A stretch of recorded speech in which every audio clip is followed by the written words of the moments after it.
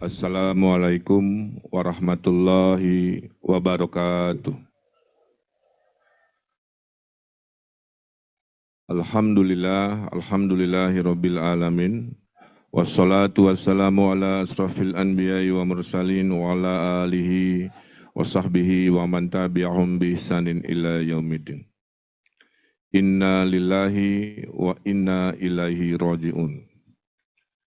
Telah berpulang seorang hamba Allah yang dititipkan menjadi putra kami, seorang cucu yang soleh bagi nenek dan kakeknya, seorang kakak yang begitu melindungi bagi adik-adiknya, seorang teman yang begitu hangat selalu menolong sesamanya, seorang mahasiswa yang selalu cerdas dalam mencari ilmunya, dan seorang manusia yang selalu memuliakan manusia.